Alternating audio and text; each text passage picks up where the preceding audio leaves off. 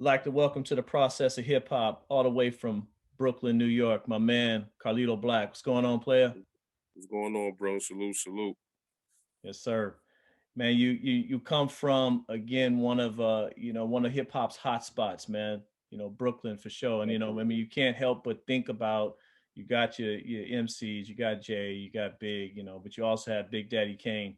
What's it like, man, being from a place where New York City is the mecca of hip hop, birthplace of hip hop. But what's it like being from a place that has, I mean, arguably three of the top 10 MCs of all time. You from that area, man. Is there any pressure or added expectations for you?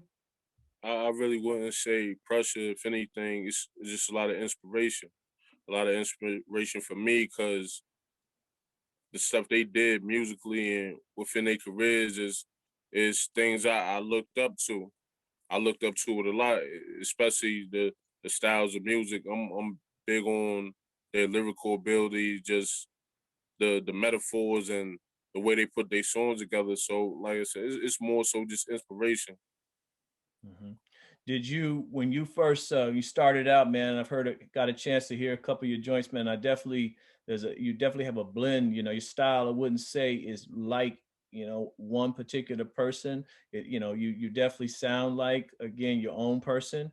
I Yeah, do see some similarities to you and some to some other yeah. artists, man. But who did you not necessarily pattern yourself after, but you said, I mean, obviously Big and J were some inspiration, but who were some other artists that you felt like when you was honing your style, these were some people that you looked at?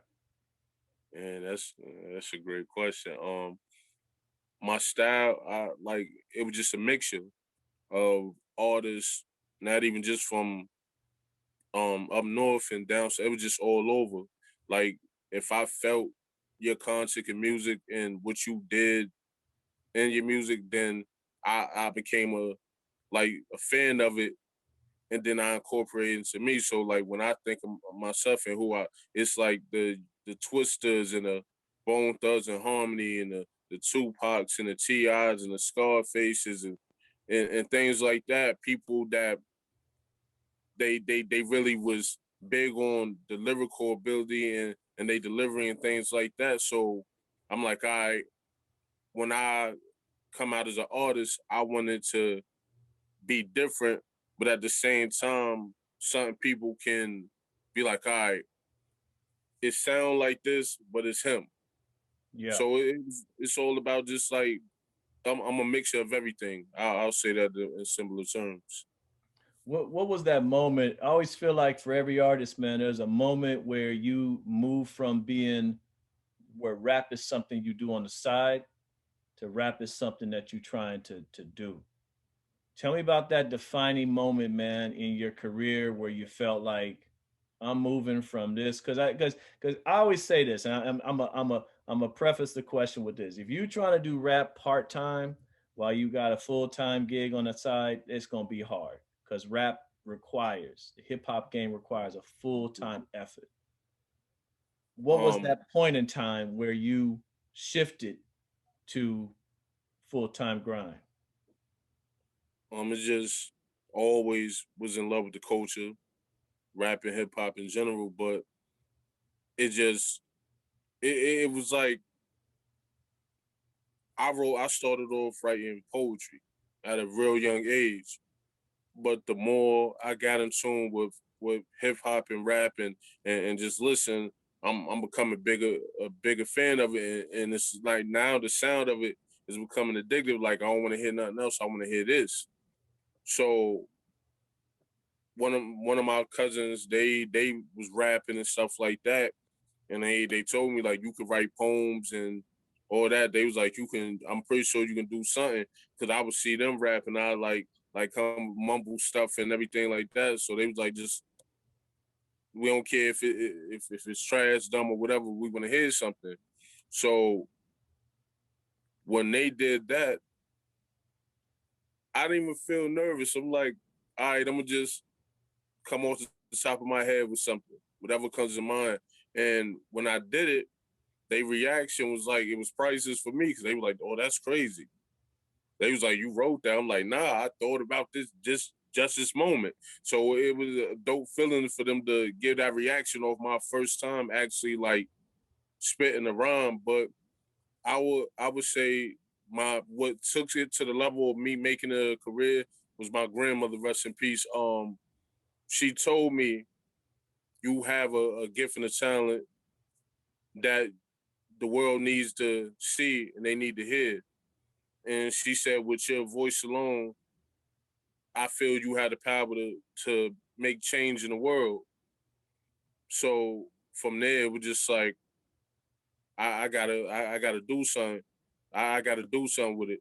Like because she was big on God and everything like that. So she was like, "That's your blessings. Don't take your blessing for granted. You gotta do something with it." So when that came into play and she said all that to me, I thought about it, and I thought about how much after that freestyle, my cousins, I started writing and everything. I'm like, I could really do something with it. So from there, it was like off to the races. And it's interesting. You got a poetry background. Some of the greats, obviously Pac had a poetry background, and it's spoken word, poetry, rap. There's so many similarities, and interconnection Definitely. of those skills. That you said something interesting. You started writing. So, you know, are you a lot of rappers like to, they hear Wayne or Jay or even Big would say, I didn't write nothing down. What's your philosophy on that, man? Are you writing rhymes? Is it all up in the head, or what's the deal? The funny thing with a lot, like when I hear people say that, is like if you listen to like some artists, they'll say, "Oh, I didn't write it, but I punched in." But it's coming off the head, but in a sense, it's like you're still writing without a pencil and pad because you got to think about what you said next. My first mixtape I ever did, I freestyled the whole mixtape. So I can write and I can freestyle, but when I was writing, it was more so that was my venting time to like get a lot of emotions out. So when I wrote, that was like venting time. So I can write rhymes off pure emotion, like what I'm feeling at the moment. And that's where that came from. But if you put me on the spot and like, oh, I want to hear something, I'll like I'll freestyle and I won't stop. You'll have to like turn off the beats and everything and say no more, no more. You got it. hmm and I agree. I think I always feel like when you hear artists and they freestyle. Well, like you said, there is writing that's going down mentally. Then you have artists Yeah, that are physically writing things down and have book of rhymes, and So I think it's just kind of I think it's more similar than people realize, because the ability to freestyle means that you've done some mental preparation in order to do that. So it's not like yeah. as easy, I think, as people think. So tell me about, man, again, you talked about your mixtape. Tell me about, again, the first project that you did, man, where outside of a mixtape, where you established yourself, moved from you on a full time grind, but you actually moved to an actual project. Tell me about that very first project that you did. My first project was an EP called the Gemini Effect, and that was a very important project to me because it came into the play of purchasing beats, being on a much higher platform, having to be strategic about the way I put the album together and how I was going to promote it and everything, and plus all for the basis of me making mixtapes. My thing was I wanted to I wanted to put it together to go like a storyline.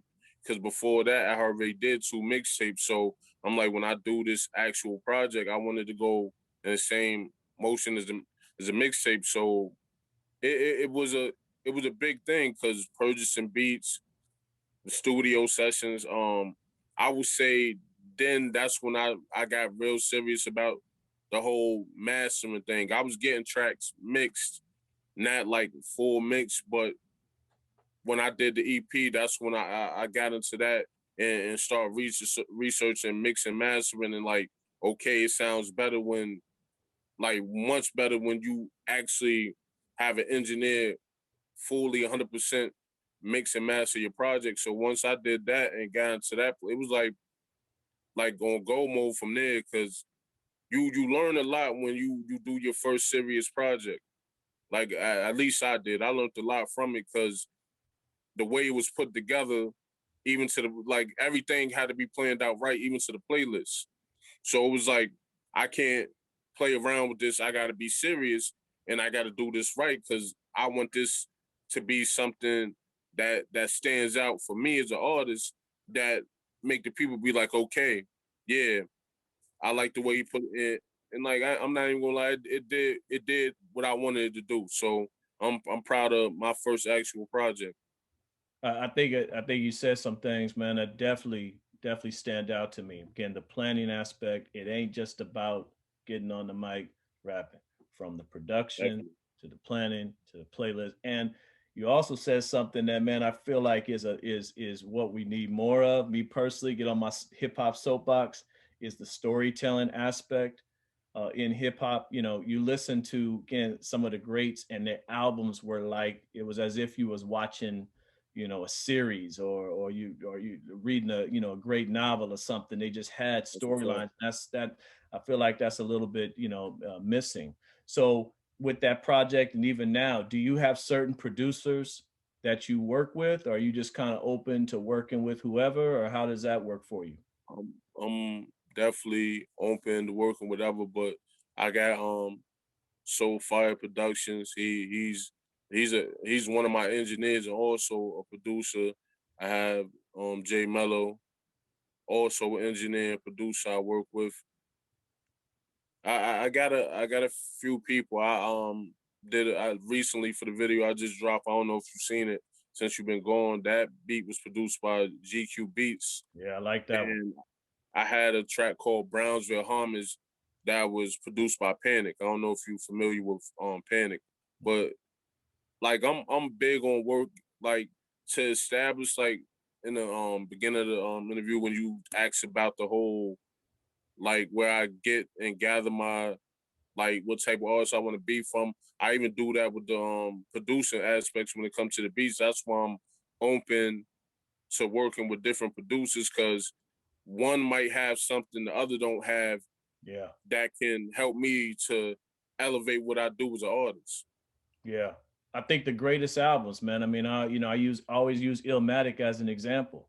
Look at all the True. producers that is on that joint. You know, that's when you create a masterpiece. I feel like audiences are sophisticated enough where they want to hear, you know, your voice is an instrument as an artist, but they want to hear that instrument, you know, That's very true. you I know, think kind of as an chord, artist, you know what I mean, with other instruments. And every time you have a different production style, we're hearing your vocal instrument collaborating with that sound. So I mean, you know, I always think that that's a wise path to go for an artist, man. But so you have this project out, man. And I definitely heard that joint. Definitely want you to, again, shout out the info, man, and you know where people can hear it, because I've heard it, man. So y'all got to go. Anybody listen to this, y'all got to definitely go check my man out. But what's popping for the future, man? What's your plan? You know, now that we kind of getting out of COVID, I'm assuming you're gonna do some live shows, man. But yeah, tell me what's the plan, man, for like the next, you know, next year or so, man. What's in the works? next year is the same, like just the same. For the last 4 years, it's just been me just establishing myself and not getting comfortable as an artist at all. I don't do what I do for the fame and the social. I do what I do for the love of the culture and the love of the music. And it's not about me doing anything like to get a negative light on me. Like for the future, I just look at it like I just want to continue to build on that to my legacy. Cause I have a new album on the way. It'll be out very soon, very soon.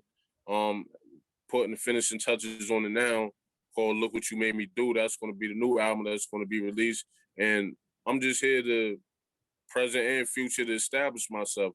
I want people to know I'm here and I'm here to stay, and I want my placement amongst the greats, and I'm willing to work for it to earn my spot. I want the world to know who I am. I don't just want to be centered around like, oh, down south or New York or whatever like that. I want to be known all throughout. So whenever my name is mentioned, ain't no question like he's deserving of the status he's given. Yes, sir. What's the best way, man, for people? You got this album coming out. You have an album out already. You got this one Yeah. coming out. What's the best way for people, man, to stay in contact with what you're doing, your next moves and such? Um, all social media platforms. From time to time, I go live just to stay in tune with the people that's fans and people that support my music.